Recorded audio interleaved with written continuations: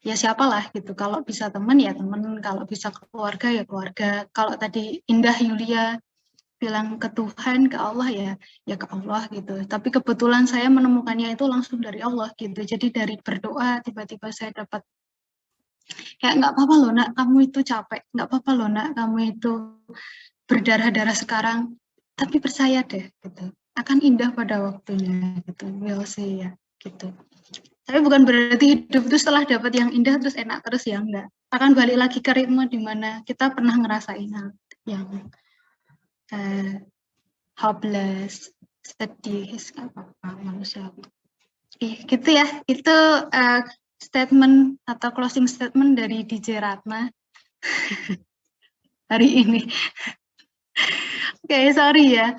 Uh, Dulu impian saya waktu SMA pengen jadi DJ radio, tapi ternyata nggak kesampaian sampai sekarang lulus kuliah. Ya sudah, jadi DJ-nya kalian aja ternyata. Baik,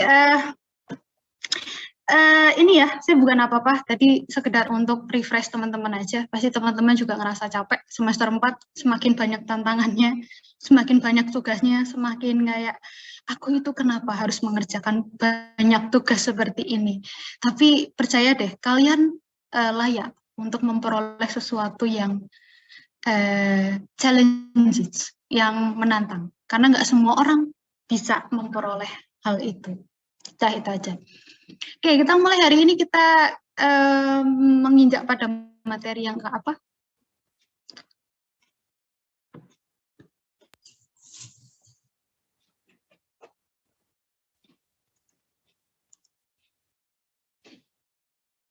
Materi apa hari ini kita bahasnya? Sistem sosial masyarakat Sistem sosial dan pesisir. Oke. Ya, sistem sosial masyarakat desa dan pesisir. Nanti saya mengundang teman-teman untuk share ya. Share apapun terkait dengan materi ini karena saya memiliki keterbatasan ini ya. Sorry.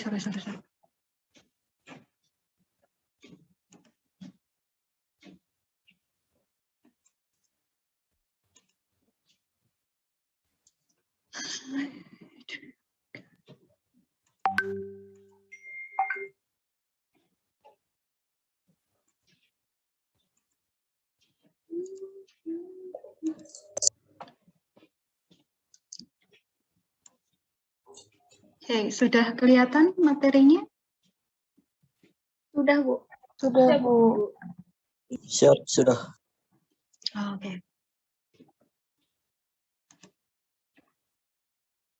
Oke, kita ke sistem sosial dan budaya masyarakat desa dan pesisir gitu. Ada dua kata kunci di sini ya, sistem sosial dan juga budaya. Dua hal yang berbeda sebenarnya.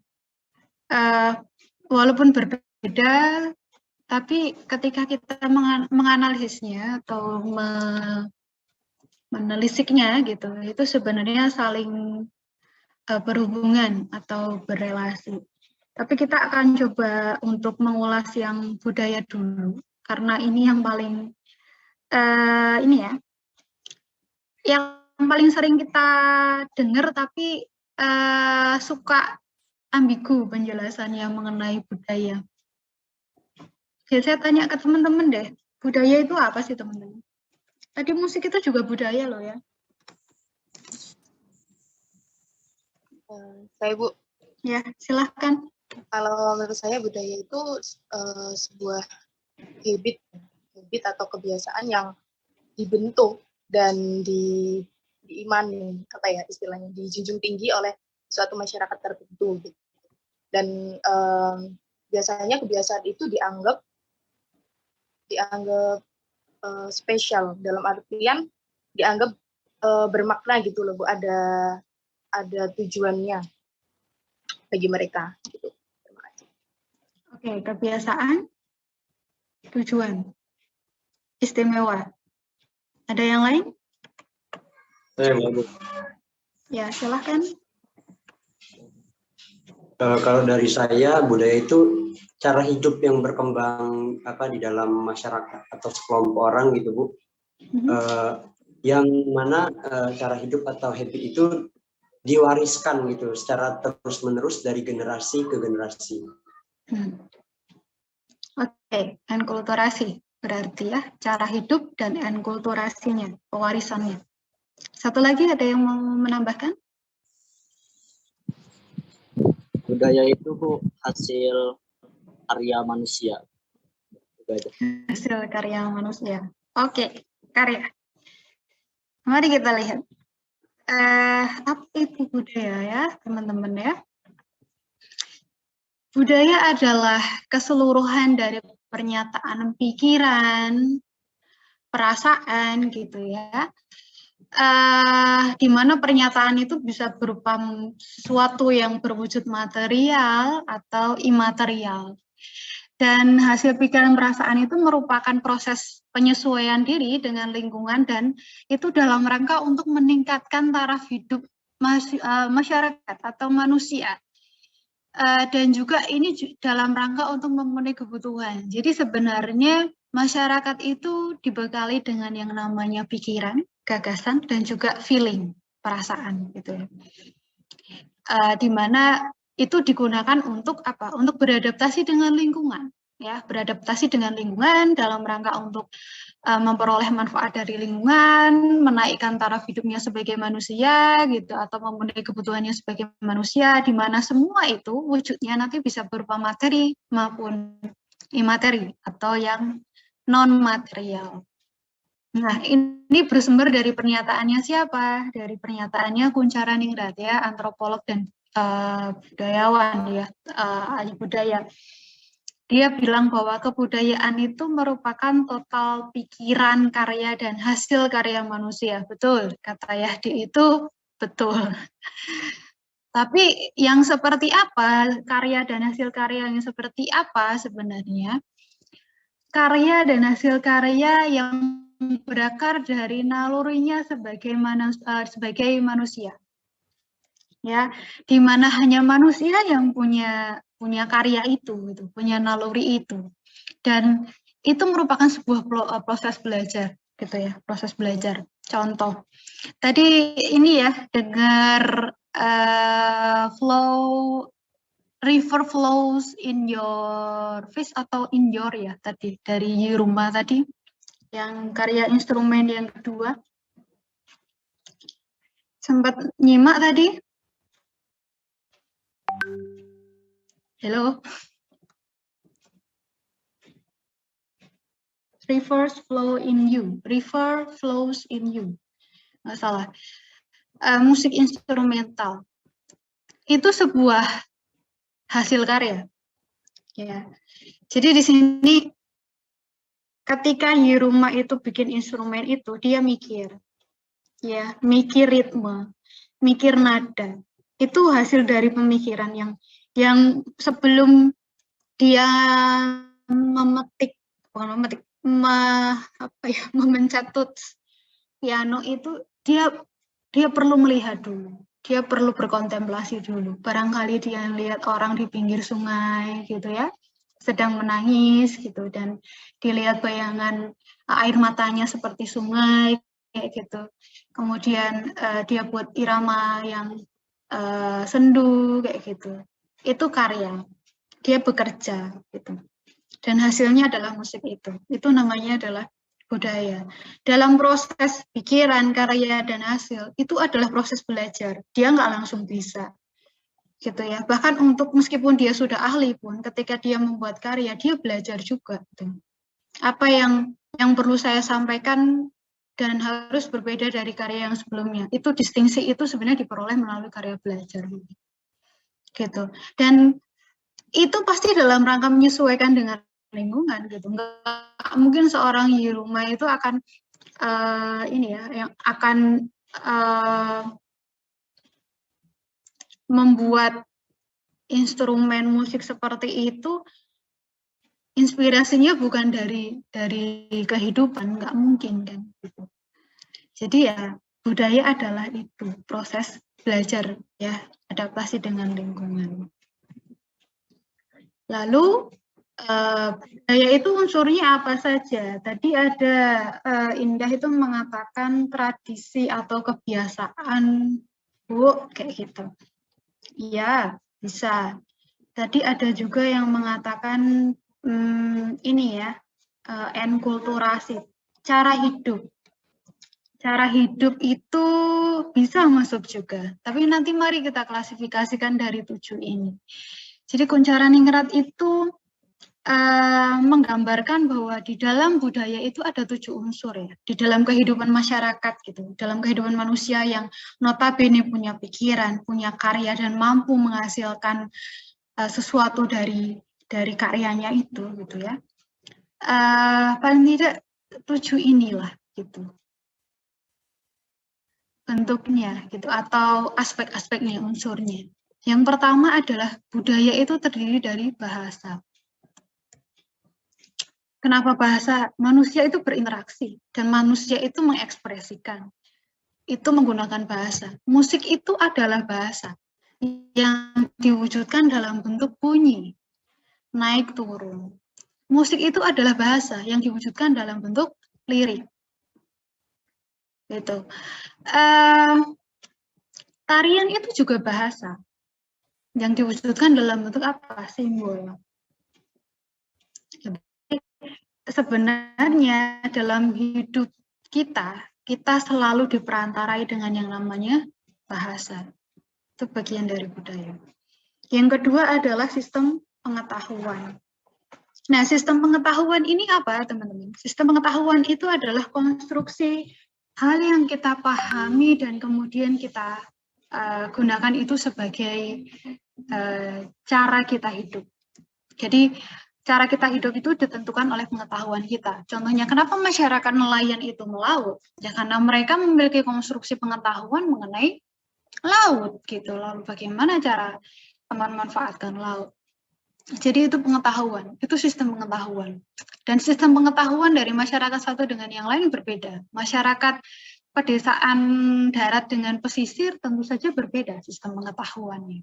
Dan sistem pengetahuan ini adalah hasil pikiran, kan, hasil analisis, gitu, hasil kerja, gitu, hasil karya, gitu, yang diwujudkan dalam bentuk tatanan pengetahuan atau kalau dalam era modern itu disebut sebagai ilmu pengetahuan atau ilmu, gitu.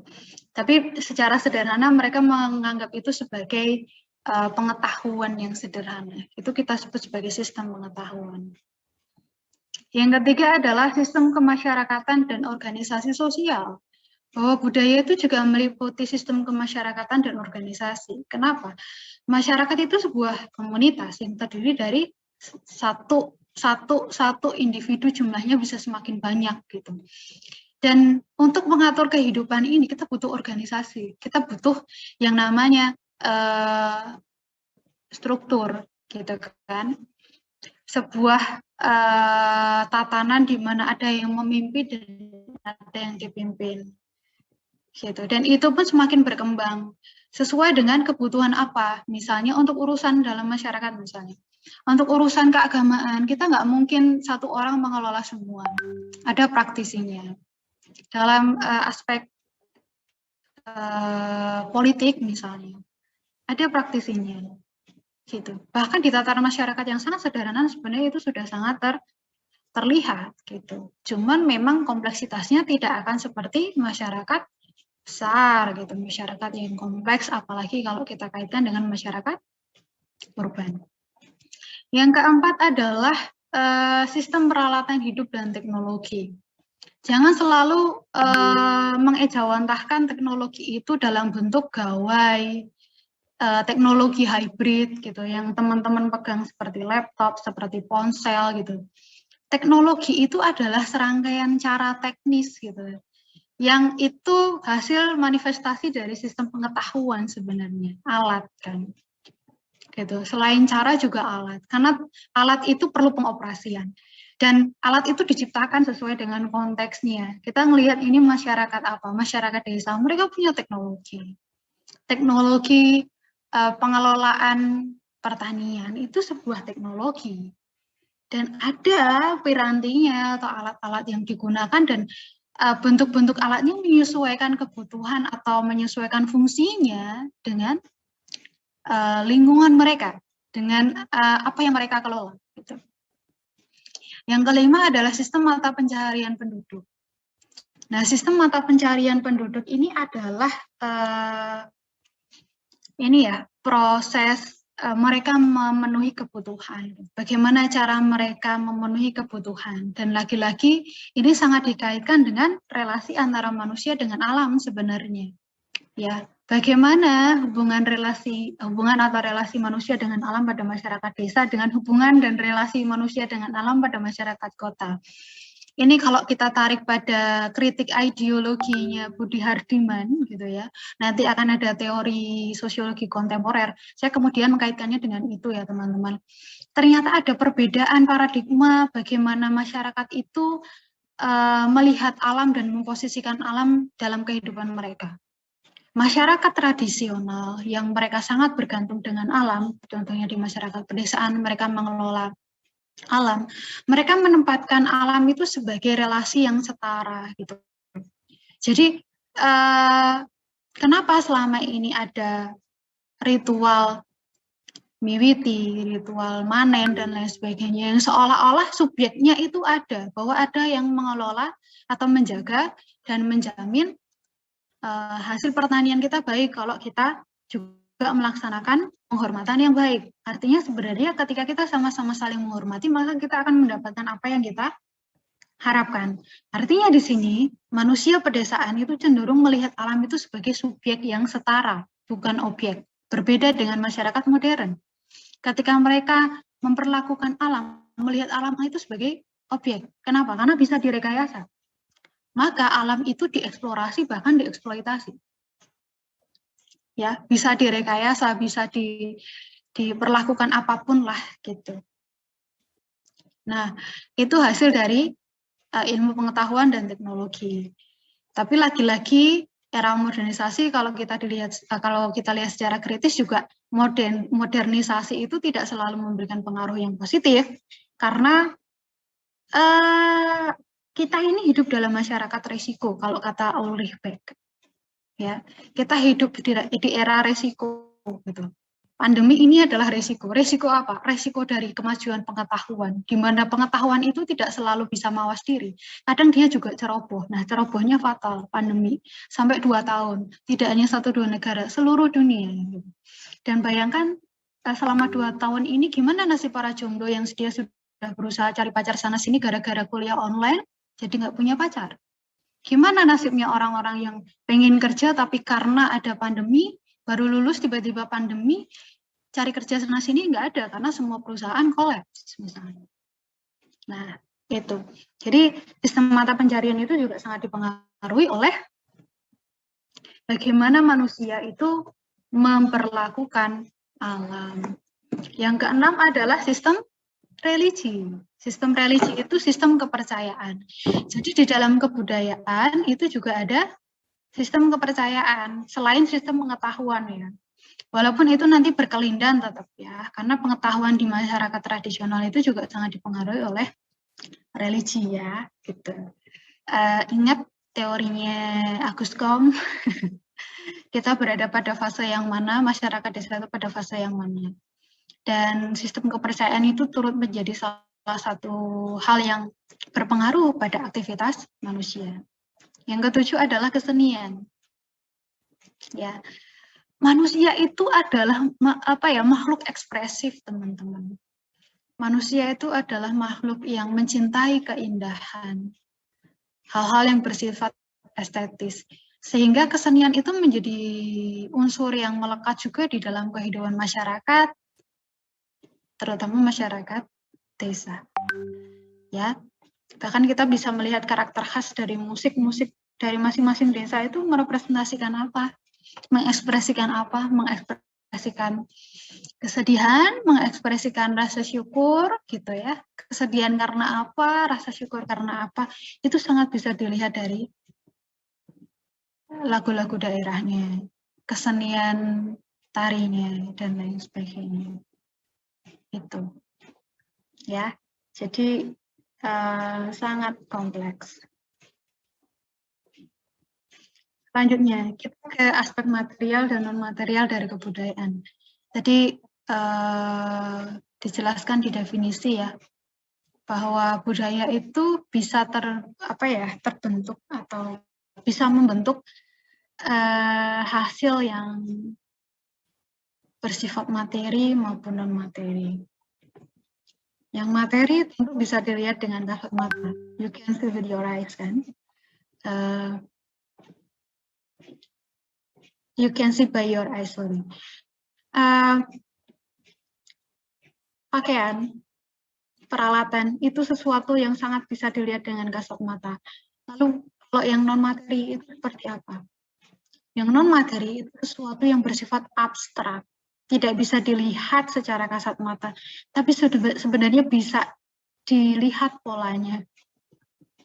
Ya, contohnya adalah ide dan gagasan, kepercayaan, tradisi, nilai, hukum, norma itu masuk ke non material. Kepercayaan tadi saya jelaskan itu non materi.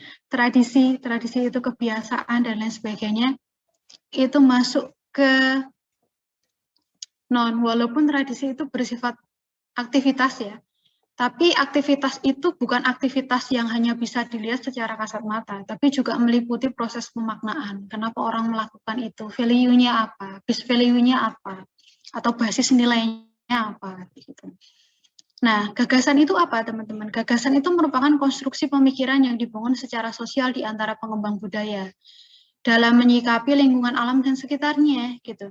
Seperti nilai, norma, sistem pengetahuan, dan sejenisnya. Jadi nilai, norma, pengetahuan, dan sejenisnya itu adalah konstruksi pemikiran. Dia lahir dari konstruksi pemikiran manusia. Ya, kalau teman-teman belajar teorinya Weber mengenai Verstehen, mengenai etika Protestan dan spirit kapitalisme, toh itu sebenarnya adalah gagasan dan konstruksi pemikiran. Ya kan, yang meliputi proses pemaknaan, interpretasi, gitu. Itu melalui proses berpikir juga, gitu, pemahaman. Dan itu kemudian dimanifestasikan dalam bentuk apa? Nilai, norma, etos, pengetahuan, dan sejenisnya. Ya, contoh misal, di masyarakat Minang atau Padang, itu laki-lakinya pekerja keras, teman-teman. Ya, punya tradisi kewirausahaan yang tinggi, gitu. Sehingga mereka banyak, kalau di luar Jawa mereka membuat usaha nasi Padang. Nah, kenapa itu bisa terjadi? Itu karena value. Value-nya base-nya dari mana? Dari gagasan. Ya. Nah, lalu value itu apa? Nilai itu apa? Nilai itu adalah ide mengenai sesuatu yang dianggap pantas atau tidak. Ya. Berarti atau tidak berarti, gitu. Bagus atau enggak, gitu. Jadi di masyarakat itu dikotomi itu yang kemudian menjadi landasan bagi kita untuk memilah apa yang harus dilakukan dan apa yang tidak harus dilakukan dalam bentuk norma, ya kan? Jadi yang bagus dan enggak, berharga tidak berharga itu kemudian diturunkan dalam bentuk norma, sesuatu yang harus dilakukan dan tidak dilakukan. Nah, itu masuk dalam budaya, dan nanti itu pun sebenarnya akan masuk di norma, di struktur sosial, gitu ya, pelembagaan sebenarnya. Oke. Nah, aspek non materi dan imateri itu kalau menurut pencerahan Ningrat itu dibagi menjadi 3, bukan hanya 2 ya, gitu. Dia lebih spesifiknya membagi menjadi 3. Yang pertama adalah ide. Ide itu adalah aspek dari non materi. Perilaku itu juga bisa masuk ke materi, bisa masuk ke non materi. Contohnya adalah kalau perilaku itu mengandung makna tertentu, maka dia tidak hanya bisa dilihat secara material, tapi juga non material. Yang ketiga adalah artefak. Artefak itu benda. Kalau benda berarti tentu saja dia adalah hasil kebudayaan atau kebudayaan dalam bentuk material. Oke, lalu bagaimana kebudayaan masyarakat desa dengan alam? Ya, kebudayaan masyarakat desa itu nggak akan bisa kita lepaskan dengan alam sebenarnya. Nah, masyarakat desa itu dikenal sebagai komunitas yang bergantung pada alam, dependen terhadap alam. Oleh karena itu, kita sebut mereka sebagai masyarakat dengan kebudayaan peasant atau subsisten. Saya sempat menyebutkan itu di pertemuan sebelumnya. Apa itu kebudayaan subsisten? Kebudayaan subsisten adalah kebudayaan yang mengarahkan pada usaha untuk sekedar hidup, ya, dalam rangka untuk sekedar hidup, sehingga dalam hal ini cenderung memanfaatkan atau mengelola sumber penghidupan untuk kebutuhan primer, bukan untuk keuntungan optimal. Dengan tanda petik ya, yang penting hari ini bisa makan, istilahnya seperti itu.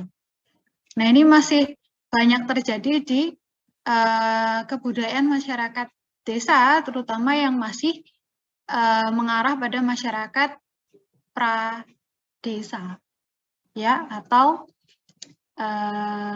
apa ya kemarin? Masyarakat pra-desa, yang kedua masyarakat apa itu kemarin? Saya kok lupa yang kedua. Yang dia baru bisa mengelola alam untuk kebutuhannya sendiri. Nah, ketergantungan antara masyarakat desa dengan alam itu ternyata berimbas pada konsekuensi seperti berikut. Yang pertama adalah pola pengembangan adaptasi dengan lingkungan mereka cenderung pola adaptasi yang pasif, gitu. Sehingga inovasinya cenderung masih minim. Kenapa? Ya karena tanda petiknya ya, kata verbanya mereka cenderung lebih ke memanfaatkan dan mengelola sumber penghidupan untuk kebutuhan primer.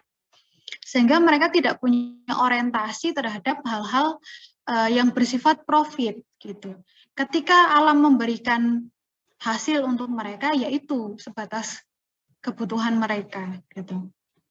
Oleh karena itu dalam hal ini masyarakat cenderung masih bergantung pada situasi alam gitu ya, karena posisinya nggak bisa menuntut atau nggak bisa ngocak-acak alam kan gitu.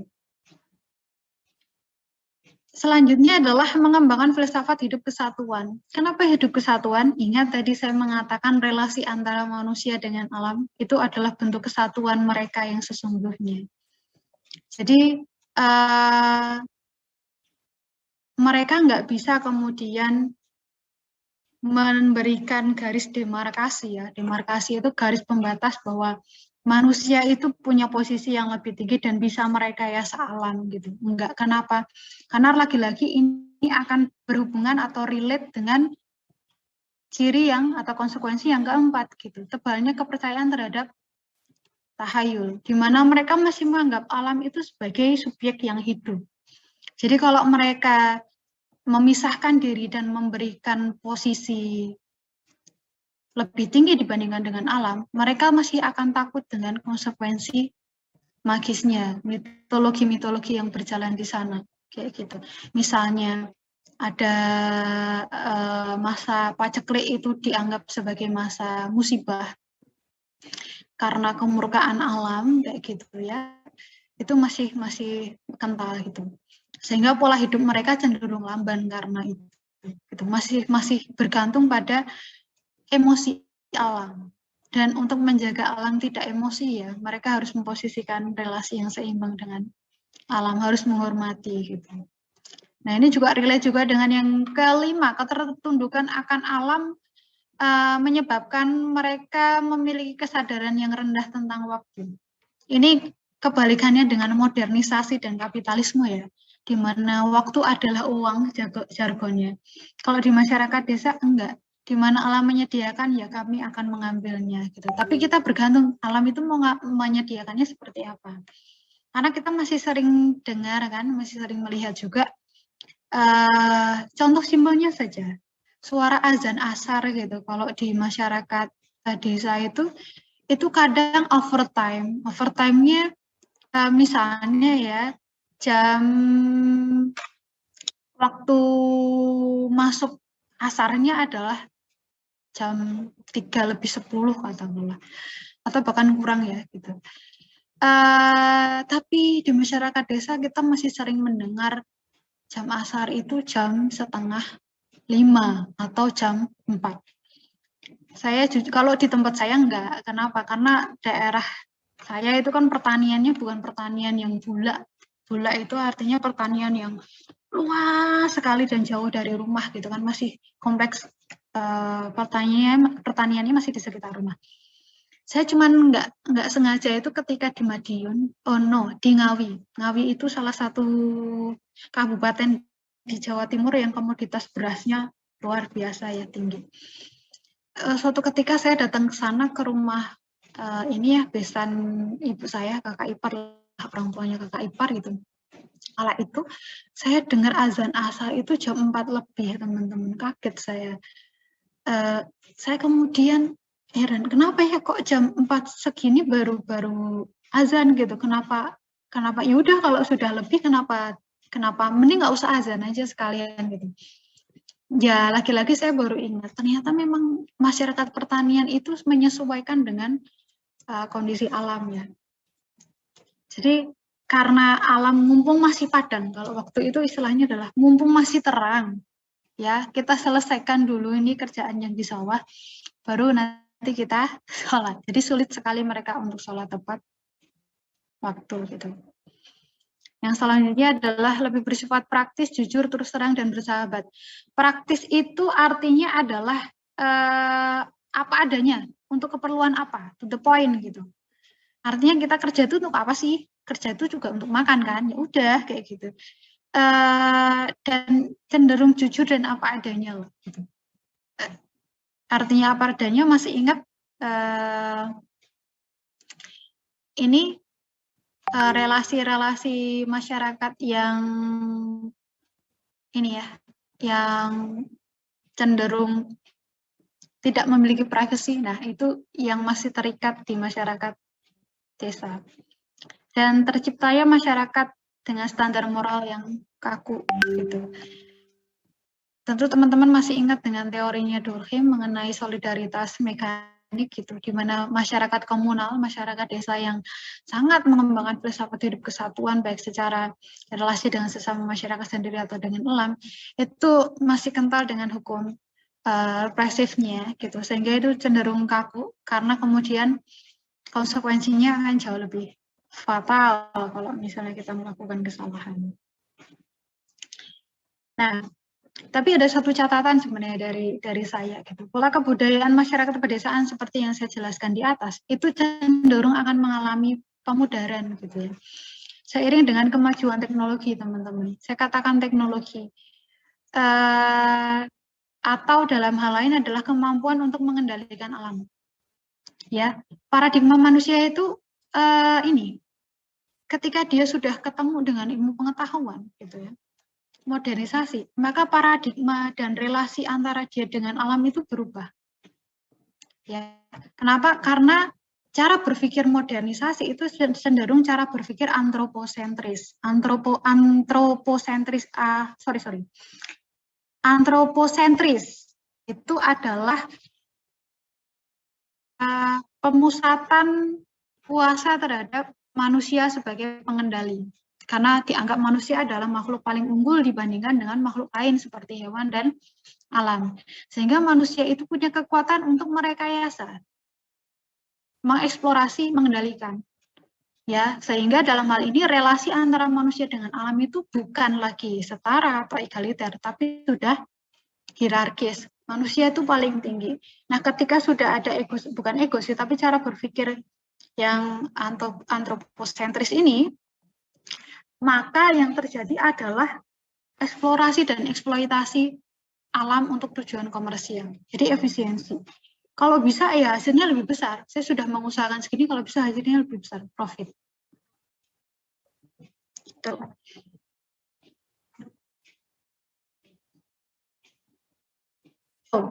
Catatan yang selanjutnya adalah begini. Pola kebudayaan Pisen atau subsisten tadi, yang saya jelaskan tadi ciri-cirinya, itu belum representatif.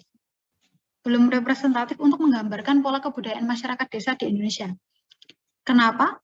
Karena yang seperti itu tadi itu cenderung masih dominan di Jawa, di mana konteks pertaniannya itu masih kental dengan konteks pertanian persawahan, di mana tradisinya, di mana sistem kepercayaannya itu juga pasti akan bergantung pada dimensi-dimensi animisme dan dinamisme.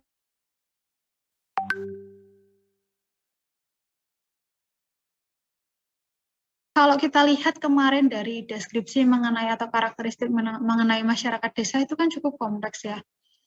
Desa di Indonesia itu bukan hanya desa persawahan gitu, bukan hanya desa ladang kering, tapi juga ada desa dengan perkebunan luas, ada desa dengan kategori dia masih hutan, kayak gitu. Di mana hal itu akan membentuk satu sistem pengetahuan yang berbeda, sekaligus membentuk sistem tata cara hidup, sistem teknologi, gitu ya, kesenian, bahasa, dan lain sebagainya yang berbeda-beda. Itu. Sehingga kalau kita mau mendeskripsikan mengenai kebudayaan masyarakat desa, tidak hanya yang itu tadi sebenarnya semakin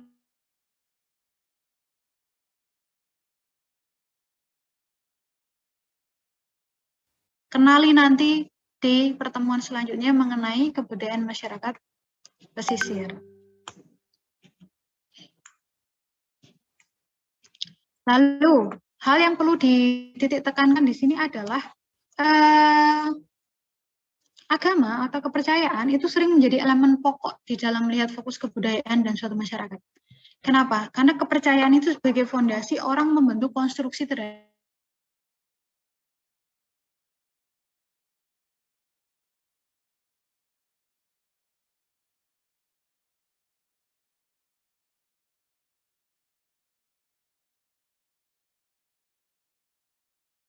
ketika kita mau mengelola pertanian, kita pasti akan mengkaitkan dengan unsur magis. Ya, ada ritual-ritual magis. Ada kepercayaan mengenai Dewi Sri, ada kepercayaan mengenai dewa apa atau mbah siapa dan sebagainya. Dan itu membentuk tata cara kita bertani. Oleh karena itu, agama itu menjadi basis dari terciptanya adat istiadat atau tradisi, termasuk juga sistem kekerabatan sebenarnya. Ya, kerabatan yang mengatur seluruh kehidupan masyarakat. Selain itu, kepercayaan juga menjadi landasan sakral dari tradisi atau adat istiadat yang ada. Dan ini meningkatkan kekuatan imperatif tradisi atau adat itu terhadap anggota masyarakatnya. Artinya bahwa value yang sakral ini terhadap agama itu menjadi basis dari aktivitas-aktivitas ritual kita. Dan itu sebagai penguat dari aktivitas keagamaan kita dan solidaritas kita. Tentu teman-teman masih ingat dengan teori agamanya dari Emil Durkheim mengenai atomisme, ya kan? Di mana agama itu direpresentasikan dalam bentuk ritual, gitu ya. Ritual yang dianggap sakral gitu. Dan itu justru malah menjadi wadah atau medium bagi masyarakat-masyarakat untuk terikat satu sama lain karena ritus itu. Jadi ternyata agama itu selain memiliki efek sakral gitu dan profan menurut Durkheim, tapi yang profan ini juga juga cukup dominan gitu loh di kalangan masyarakat, terutama masyarakat pedesaan, terutama bagi mereka yang sebenarnya secara value tidak interpretif ya, kayak kita gitu, kayak misalnya kenapa kamu beragama ini, enggak, tapi agama di masyarakat desa itu karena enkulturasi tadi, seperti yang Hajar bilang, sehingga posisi agama itu menjadi penting sebagai unsur sakral dan profan. Selain menjadi landasan sakral, tapi dia juga menjadi landasan untuk meningkatkan kekuatan imperatif masyarakat. Ada yang mau ditanyakan dari budaya sebelum saya lanjut ke struktur?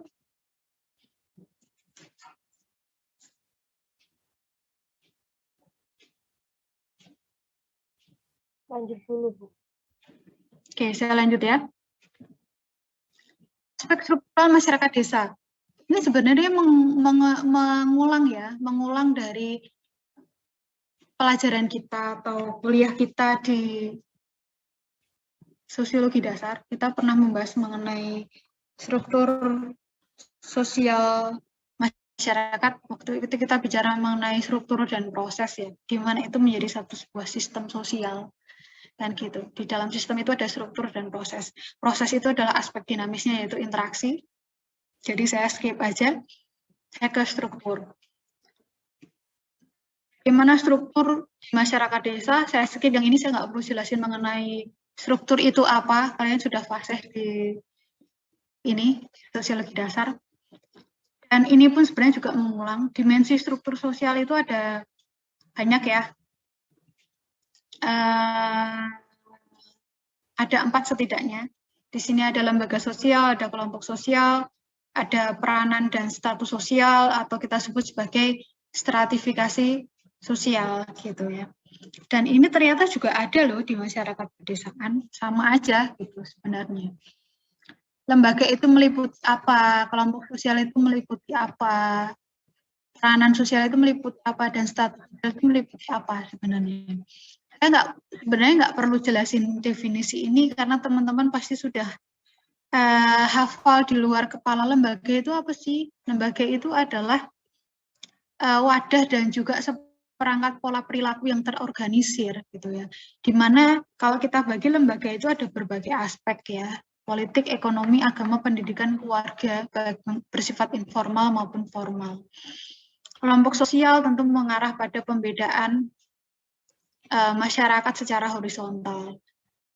Peranan sosial tentu adalah peranan-peranan yang melekat pada anggota masyarakat, di mana peranan ini sebenarnya adalah bentuk konformitas kita terhadap masyarakat. Artinya peranan kita itu adalah sesuatu yang diharapkan oleh masyarakat. Ya, fungsi yang diharapkan oleh masyarakat. Dan yang keempat adalah status. Status itu meliputi derajat. Ya, derajat yang dimiliki oleh anggota masyarakat itu bisa berbeda-beda, bisa berdasarkan apa saja. Usia, ya. Kenapa usia masuk ke stratifikasi? Karena pada masyarakat desa itu masih mengenal patrimonialisme, senioritas, junioritas, sesepuh dan anak muda. Jadi itu masih kebawa.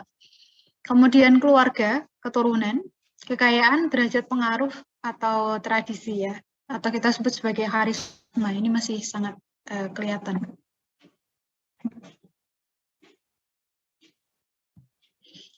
Elemen struktur di masyarakat, saya sebenarnya sempat jelasin juga di pertemuan sebelumnya, walaupun secara implisit. Ya, elemen struktur di sini ada status peranan, ada hubungan, ada stratifikasi, ada komunikasi. Jadi di dalam struktur itu tadi, yang terbagi-bagi menjadi beberapa komponen tadi, itu ternyata juga memiliki elemen di dalamnya. Ya, elemen di dalamnya. Apa?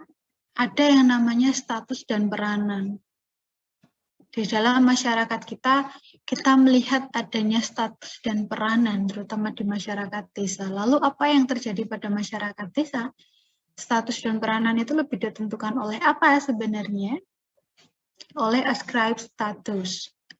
Ini juga sempat saya jelaskan kemarin mengenai askripsi. Ya, status yang melekat atau kualitas yang melekat pada seseorang, tapi bukan karena prestasi ya. Dia punya kemampuan tapi bukan orientasinya untuk memperoleh prestasi sebenarnya. Dan itu diakui oleh orang lain.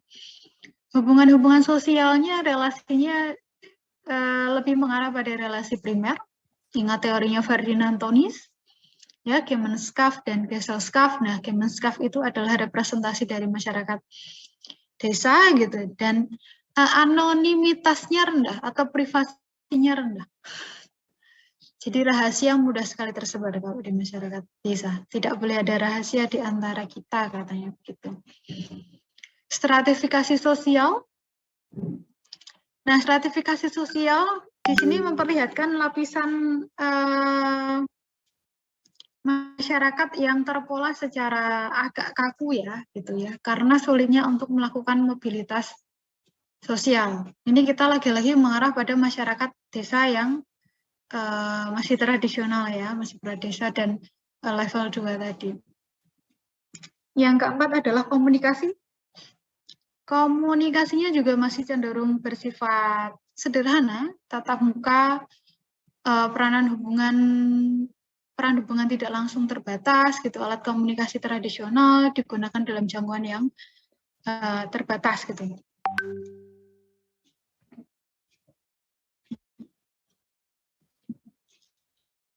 Oke, saya mengarah ke ini ya, penjelasan mengenai dimensi stratifikasi. Tadi saya garis merah ya, saya tandai merah stratifikasi. Karena ini nanti yang sebenarnya akan membedakan antara konteks masyarakat desa dengan masyarakat urban. Jadi kalau kita lihat kan dimensi stratifikasi itu kan ada banyak, ada kekuasaan, ada kekayaan, ada kehormatan, ada juga ilmu pengetahuan. Lalu apa sebenarnya yang paling dominan di masyarakat desa sebenarnya? Ternyata sistem stratifikasi masyarakat desa itu ditentukan oleh kekayaan. Pertama, kekayaan itu berkaitan dengan kepemilikan lahan, teman-teman, lahan pertanian dan pekarangan. Itulah kemudian yang menjadi alasan kenapa mobilitas sosial di masyarakat desa itu rendah. Nah, karena akses untuk memperluas tanah garapan itu juga terbatas. Nah, kenapa bisa seperti itu? Karena sistem ekonomi pada masyarakat itu masih menggunakan masyarakat model patron klien.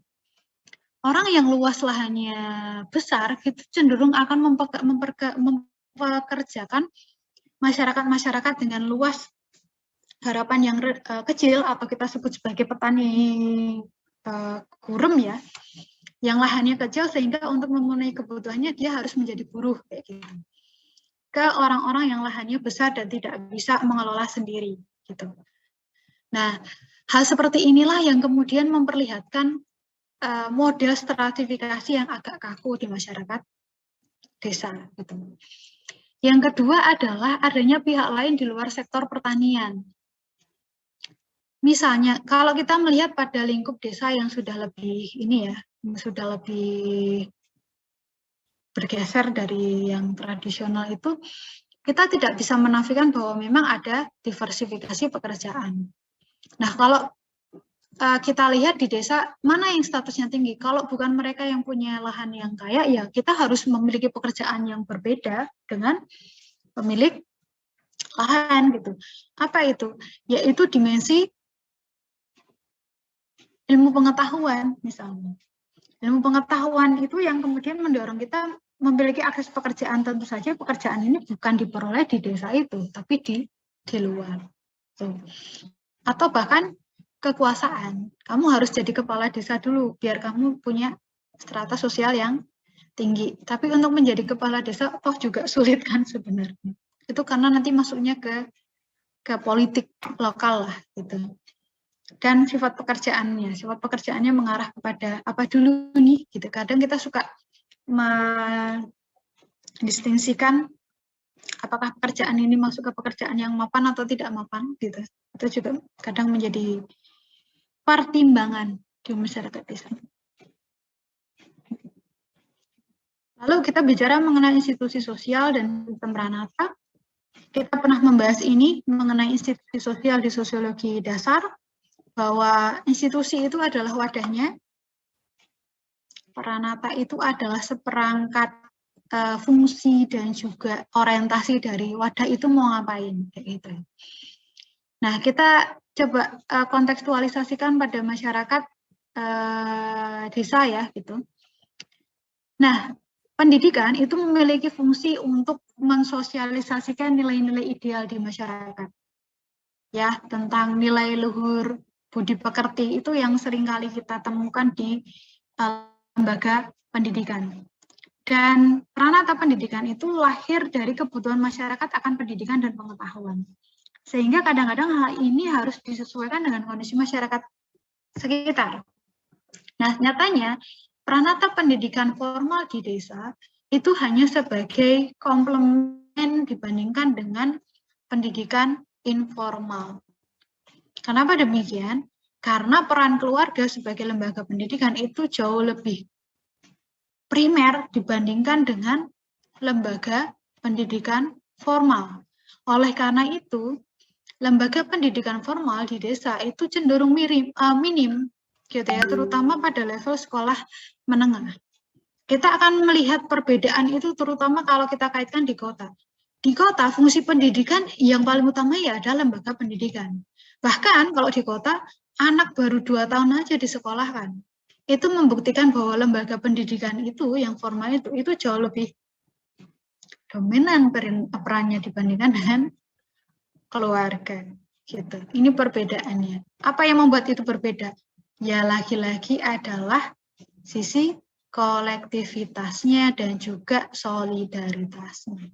Ya, pembagian kerjanya itu yang membuat peran pendidikan bergeser.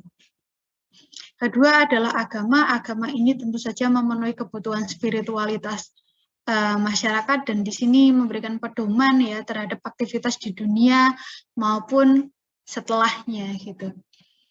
Sehingga agama ini memberikan norma ya, norma yang memberikan pedoman bagi masyarakat dalam bersikap terutama mengatasi hal-hal yang di luar kendali mereka. Kalau mereka susah ya larinya kemudian baru ke agama. Gitu. Atau ini menjadi landasan pada aktivitas-aktivitas pertanian tapi sudah terakulturasi gitu. Akulturasi dengan tradisi. Institusi ekonomi ini tentu saja tidak akan jauh agrikultural ya, proses mata pencarian hidup masyarakat dari memproduksi, menimbun, menyimpan, mendistribusikan hasil pertanian.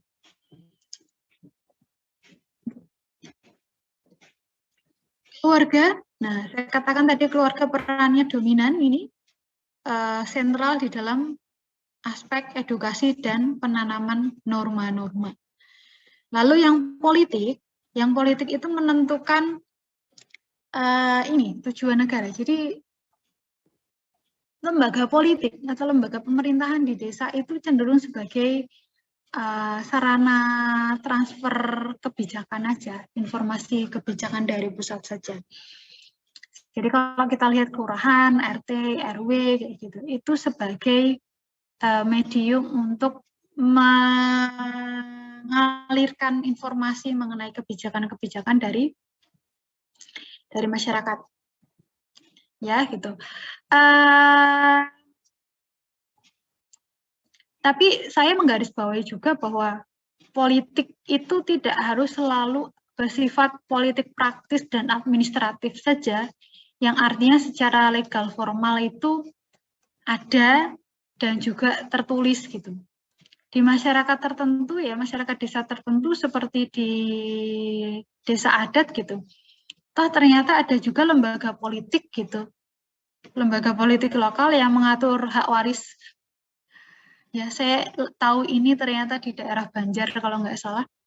Kemudian daerah mana yang ternyata masih punya aturan mengenai itu, waris, mengenai pola permukiman kayak gitu. Itu yang ditentukan oleh lembaga adat gitu ya, atau oleh ketua adat, termasuk ini pelanggaran-pelanggaran terhadap norma-norma adat. Artinya ada politik lokal sebenarnya yang bekerja di masyarakat desa. Oke. Lalu bagaimana ketika kita mau menelisik atau mengkaji mengenai sistem sosial dan sistem budaya? Kalau kita mau mengkaji sistem budaya, mulailah dari 7 unsur budaya ini. Ya, ketika kita mau mengenali sebuah budaya komunitas tertentu, ini yang harus kita lihat. Bahasa, sistem pengetahuan, sistem kemasyarakatan, sistem peralatan hidup, sistem mata pencarian religi dan kesenian. Kenapa? Karena sebenarnya 7 unsur ini saling berkelindan, teman-teman ya. Nggak parsial. Kita akan selalu bisa mengkaitkan kenapa ya masyarakat pertanian dia kalau membangun pengelolaan pertaniannya harus menggunakan alat-alat seperti ini. Gitu. Itu nggak akan bisa kita lepaskan dengan sistem pengetahuan sebenarnya. nggak akan bisa kita lepaskan dengan sistem peralatan hidup dan teknologi, nggak akan bisa kita lepaskan dari sistem mata pencarian hidup, dan juga nggak akan bisa kita lepaskan dari sistem kemasyarakatan dan organisasi sosial. Jadi sebenarnya semuanya itu saling berkelindan, saling berkaitan. Begitupun juga ketika kita ingin mengkaji mengenai sistem sosial, maka yang perlu kita lihat adalah ini, teman-teman. Ya, adalah 5 ini, struktur dan prosesnya. Oke, ada alasan? Ada yang mau ditanyakan?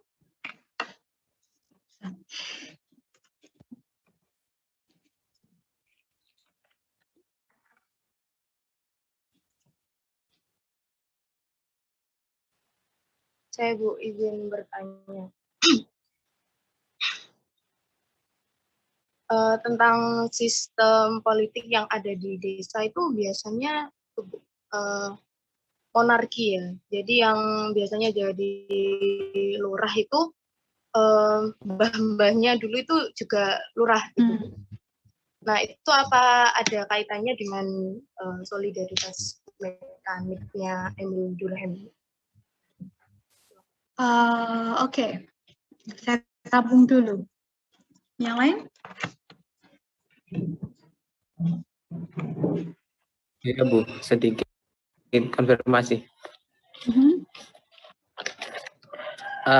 Terkait ini Bu, saya cuma menanyakan tentang cek penelitian di masyarakat desa. Nah, kalau dari penjelasan tadi kan ada, kita bisa melihat dari budayanya ya, itu mencakup banyak hal, tadi banyak ada kesenian, keagamaan, dan lain sebagainya. Nah, tadi kan dijelaskan kalau sistem masyarakat desa kan masih bergantung pada alam.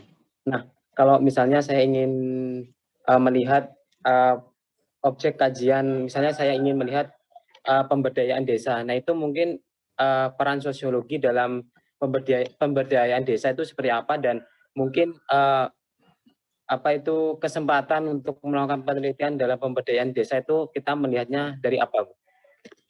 Terima kasih, mungkin Bu. Oke.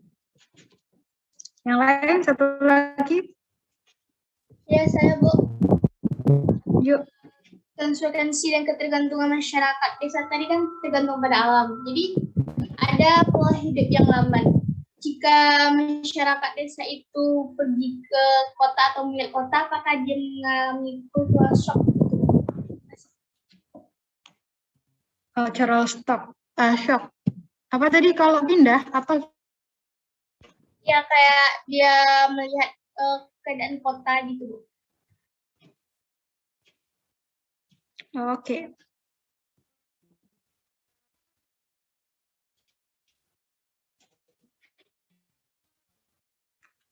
Baik, dengan tadi siapa nih? Oke, saya ke Fajar dulu ya. Ini sebenarnya pertanyaan ya agak overlap, tapi ya sudah nggak apa-apa. Gini, membuat masyarakat itu jadi berdaya, ya. Bukan karena mereka tidak punya sistem pengetahuan untuk berdaya, tapi sebenarnya mereka belum sadar bahwa mereka itu berdaya. Intinya adalah di kesadaran.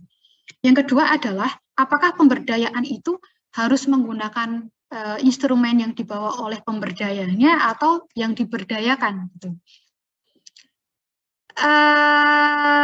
Alurnya adalah perlu melakukan assessment. Jadi ketika seorang pemberdaya, nanti teman-teman orientasinya ketika lulus kan salah satunya profilnya pemberdaya.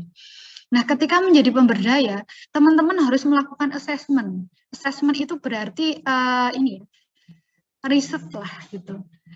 Terkait dengan apa? Tentang SWOT ya. Strength, weakness, opportunity, and threat. Jadi peluang, tantangan, kelebihan, dan kelemahan mereka. Kita tidak bisa menafikan bahwa masyarakat yang belum berdaya itu memiliki kelemahan, yes. Tapi bukan berarti mereka juga tidak punya kelebihan, itu juga iya.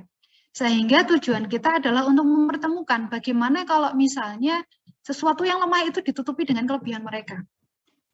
Kayak gitu ya. Saya ambil contoh mengenai ini, riset aja karena Saya takut kalau hanya awang-awang, jadi berdasarkan pada data saja.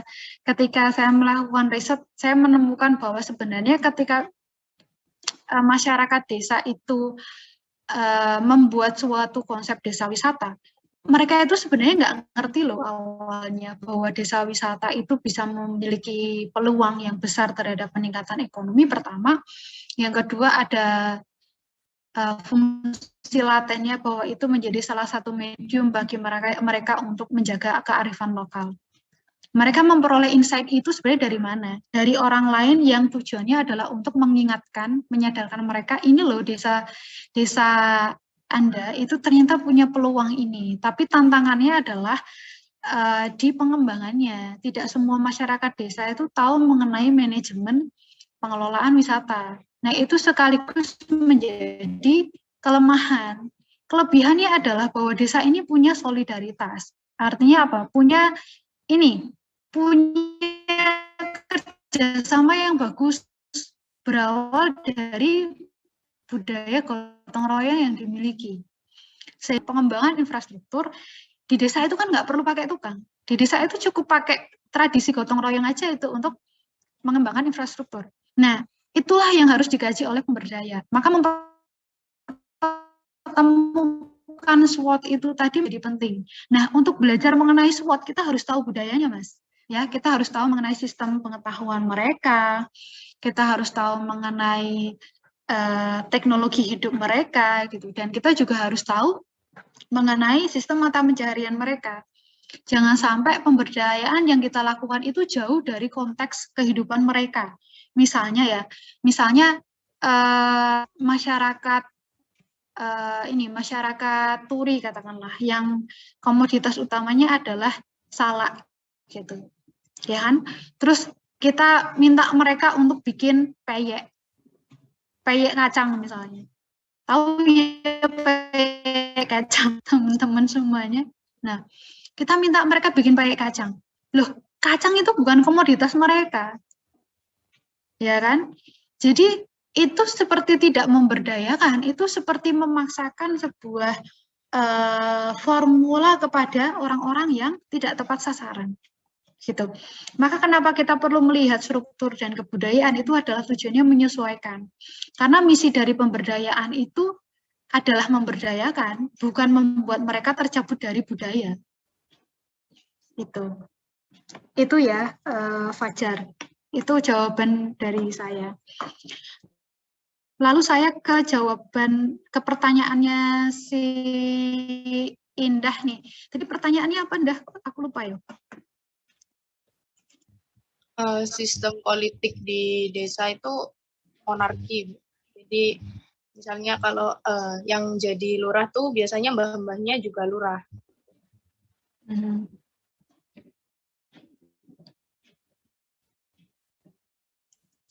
Oke, apakah itu masuk ke teorinya Durkheim gitu katamu ya?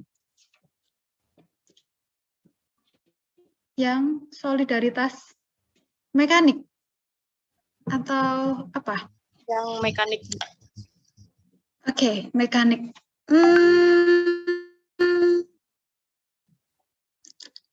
Gini, kalau saya tidak melihat itu sebagai salah satu realitas yang sangat pas untuk dilihat sebagai bagian dari analisisnya Durkheim mengenai solidaritas mekanik, karena Durkheim tidak membahas secara spesifik mengenai itu.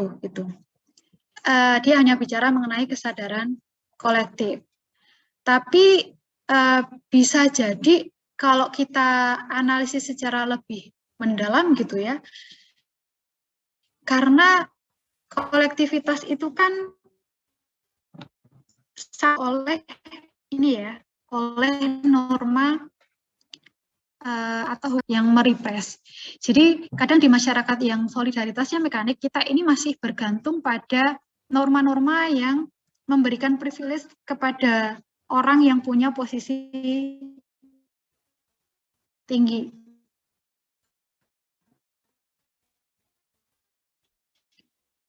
Gitu ya, orang yang memiliki posisi tinggi, pemimpin misalnya. Jadi aturannya memang seperti itu, hukum represif itu. Karena kalau kita menentang gitu kan sebagai pemberontak, jadi kira-kira ya macam budaya patriarkis gitulah gitu. Itu udah dalam lagi sebenarnya di konteks politik tadi. Kalau di desa itu biasanya yang meneruskan tradisi atau estafet kepemimpinan adalah orang-orang yang masih punya hubungan relasi keluarga ya Bu. Itu lebih tepatnya untuk jawaban ini lebih relevan dengan teorinya Pierre Bourdieu sebenarnya. Sudah pernah dapat? Belum, nah ya itu. Jadi Pierre Bourdieu itu mengatakan bahwa di dalam kehidupan masyarakat kita itu ada kontestasi. Ya, kontestasi itu semacam kompetisi lah ya. Kompetisi gitu. Dan masyarakat ini sebagai arenanya. Kompetisi terhadap apa? Kompetisi untuk memperoleh kelas pertama. Kelas tertinggi. Nah, kelas tertinggi itu adalah yang seperti apa gitu. Ibaratnya orang bertarung ya di arena gitu. Orang yang menang di dalam arena adalah mereka yang punya modal yang lebih besar dan contoh dalam permainan sepak bola. Permainan sepak bola. Teman-teman ingat nggak ini pertandingan, sorry ya ini agak jauh, pertandingan AFF antara Indonesia dengan Thailand di final. Ya, Indonesia dengan Thailand di final. Apa yang membuat Indonesia kalah?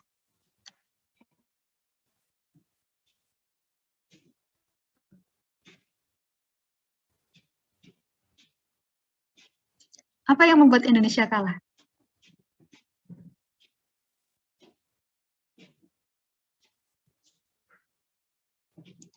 Dukunnya kurang muncul. Apa? Strateginya. Kalau saya bilang adalah modalnya. Modal itu banyak loh Mbak. Ya. Pertama, modal finansial. Kita secara alokasi anggaran itu tuh kayak masih main-main untuk apa namanya? Untuk memajukan olahraga kita. Baru ketika final kalah baru teriak-teriak kok bisa kalah, ya bisa dibayangkan dong kita secara finansial masih belum settle. Yang kedua adalah modal kultural. Kultural itu artinya adalah skill bermain yang memang disesuaikan dengan kultur sepak bola. Sepak bola itu adalah budaya teman-teman, ya kultur. Jadi teman-teman pemain yang punya skill, mereka pasti punya taktik, punya kemampuan ketika ada yang datang nyerang mereka, dia tahu bagaimana caranya menghindar dan tetap maju kayak gitu. Itu adalah modal kultural di dalam bersepak bola. Gitu. Yang ketiga adalah modal sosial. Tim ini masih baru dan orang mau berlaga di level internasional itu perlu uji coba. Dan kalau mau uji coba, ya carilah lawan-lawan yang memang setara atau bahkan lebih berat. Dan untuk cari lawan yang setara atau lebih berat itu butuh relasi yang kuat loh. Punya kenalan klub yang bagus enggak? Mereka mau enggak diajak? Oh, ini loh, contoh kita ngelihat Thailand itu udah kayak wah sepak bolanya mereka udah keren, mereka udah kayak gajahnya sepak bolanya Asia gitu pemainnya tuh gitu. Dia berlaga di kontestasi sepak bola Jepang misalnya kan gitu. Itu modal simbolik, prestisnya udah kebawa gitu. Kita belum, meskipun banyak yang sudah main di level internasional, tapi belum seperti kaptennya Thailand yang mereka memang punya posisi di tim itu gitu loh. Gitu. Jadi kira-kira kontestasi politik di masyarakat desa. Nah, siapa yang menang? Ya, mereka yang punya akumulasi modal itu. Modal finansial, modal kultural, modal sosial, dan modal simbolik. Gitu. Kalau mereka udah punya karisma di masyarakat, wah keluarganya ini terkenal punya karisma ini, orang kaya, punya relasi sosial yang besar gitu, lobby-lobbynya sehingga gampang gitu dan sebagainya, itu akan cenderung ini ya, cenderung regenerasinya atau apa ya istilahnya apa tuh kalau di dalam politik tuh namanya apa ya?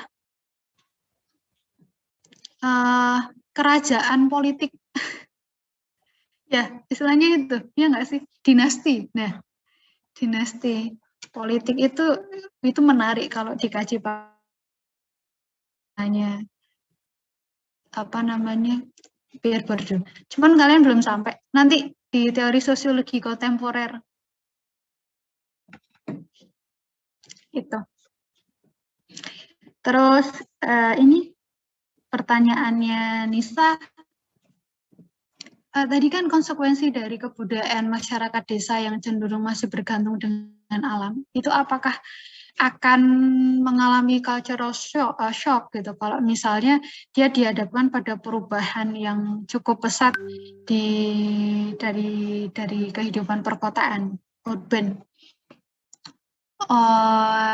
Iya, jelas iya Mbak, pasti iya. Contohnya, tahu kulkas fungsinya untuk apa ya? Ya, tahu ya, gitu. Saya ketawa waktu saya di Ngawi, mungkin ada yang dari Ngawi ya, teman-teman. Ya, mereka beli kulkas itu ternyata buat nyimpen baju loh. Jadi saya ngelihat sendiri ya, itu rumah ini ya, rumah dari besannya Ibu gitu. Dan kulkasnya masih nyala teman-teman, masih adem. Ketika ditanya, loh kenapa kulkasnya malah isinya bukan air, bukan sayuran gitu. Karena di sini panas ya. Jadi kalau pas musim panas kayak gini, kita nyimpen pakaiannya di kulkas. Karena apa? Kalau dipakai jadi dingin. Kalau kipas angin itu nggak ngefek gitu katanya. Karena anginnya kan memang panas. Jadi kalau pakai kulkas ini gitu, itu salah satu gambaran simbolnya. Bisa nggak kejutan budaya? Sangat bisa. Apalagi memang ketika sangat frontal perbedaannya ya, gitu. Itu yang simpel. Yang lebih ini lagi adalah kita melihat konflik-konflik di desa. Yang proyek-proyek tambang masuk, proyek infrastruktur masuk, sampai harus membuka lahan tambang pasir baru untuk proyek pembangunan seperti di Purworejo, seperti di Pati, tambang semen, kayak gitu. Saya tanya, proyek tambang, proyek infrastruktur, itu adalah pendekatan antroposen, perspektif antroposen, teman-teman. Jadi saya katakan ya, perbedaan paradigma masyarakat desa dengan kota itu beda. Masyarakat desa itu kebanyakan masih menganggap alam itu sebagai sahabat atau relasi yang harus yang harus dihormati gitu. Karena apa? Karena mereka yang menghidupi kita gitu. Ya, berbeda dengan masyarakat kota yang sudah mulai berpikirnya adalah subjek objek itu tadi loh. Gitu. Jadi ketika cara kita melihat suatu entitas itu berbeda, itu akan sangat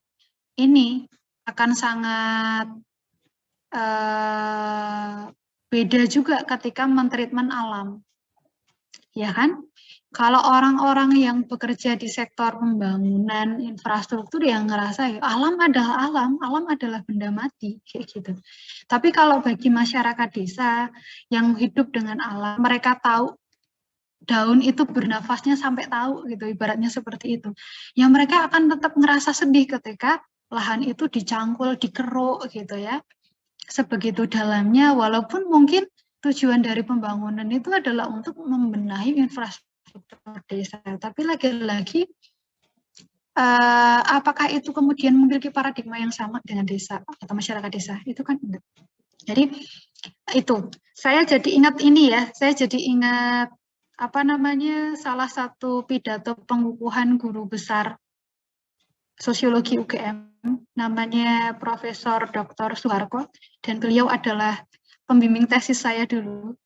Dia mengatakan mengenai masyarakat resiko era antroposen. Antroposen itu ya era kita ini, era modernisasi, di mana kita merasa manusia sebagai pengendali atas alam. Jadi kita sudah seperti mentasbihkan diri kita sebagai dewa, bisa ngapa-ngapain alam atau sebagai Tuhan itu bahaya sekali. Karena apa? Karena risikonya besar. Dan dia kaitkan dengan konteks perubahan iklim, kemudian bencana alam, longsor, pandemi. Ini sebagai risiko dari apa? Dari sisi subjektif, ini apa? Dominasi manusia sebagai pengendali alam atau perekayasa alam. Jadi semakin kita merasa berkuasa, sebenarnya ya kita akan memperoleh impact-nya. Kayak gitu. Nah, cara berpikir seperti ini ternyata lazim ditemukan di zaman sekarang. Jadi kalau ada masyarakat desa yang menentang itu, sebenarnya ada perbedaan paradigma antara modernisme dan juga tradisional desa, masyarakat tradisional desa. Gitu. Karena ini ya, hubungan relasional secara kosmik antara manusia dan alam itu akan menentukan treatment. Ya, menentukan treatment. Dan manifestasinya nanti lebih ke budaya, struktur, kayak gitu. Itu ya, Nisa, bisa dipahami? Ya, bisa. Terima kasih. Oke, ada lagi yang mau tanya?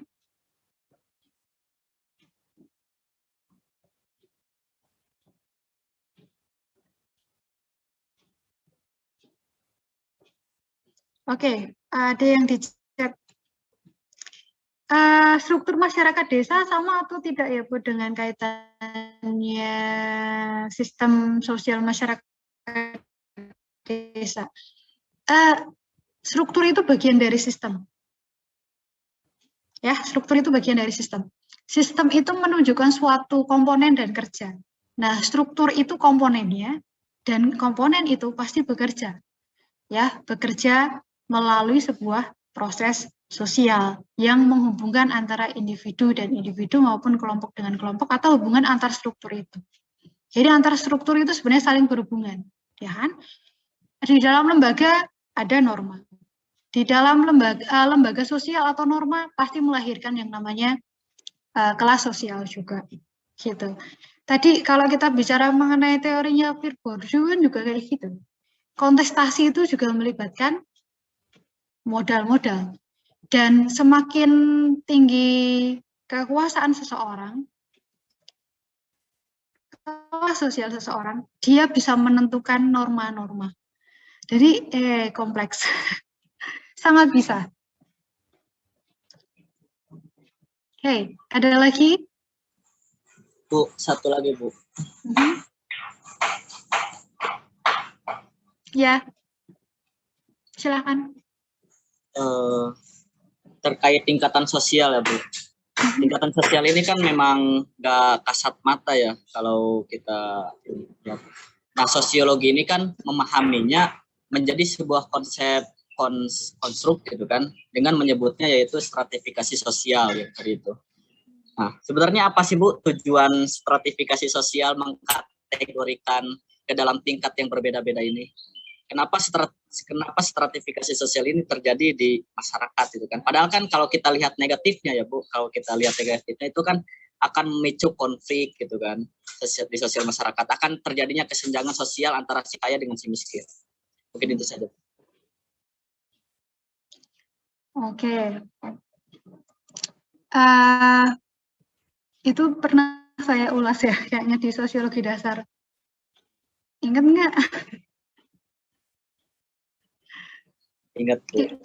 Ya, kenapa kelas sosial itu ada? Pertama, karena selama masih ada sesuatu yang dianggap berharga, ya, dianggap berharga, maka kelas sosial itu pasti akan selalu ada. Ya, contohnya, kalau kita tolong kesampingkan tentang ini ya, fungsi substantifnya ya, tapi pragmatisnya aja deh. Teman-teman kuliah ini karena apa? Apa yang dihargai dari kuliah?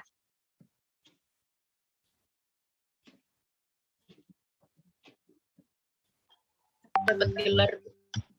Dapat gelar. Karena ada loh yang bilang, saya nggak kuliah aja bisa pinter kok Bu, baca buku-buku yang Bu berikan ke saya. Wow, itu keluar aja nggak apa-apa gitu. Saya kasih buku referensi, saya kasih materi, kamu udah pinter kan kayak gitu. Lalu kenapa masih kuliah? Saya butuh ijazah, simple. Ya, karena value-nya itu masih ada. Nilai apa? Nilai prestisiusnya itu masih ada. Kalau value itu kan gini kan, tadi saya katakan value itu sesuatu yang dianggap berharga, tidak berharga, baik atau tidak atau jelek dan lain sebagainya.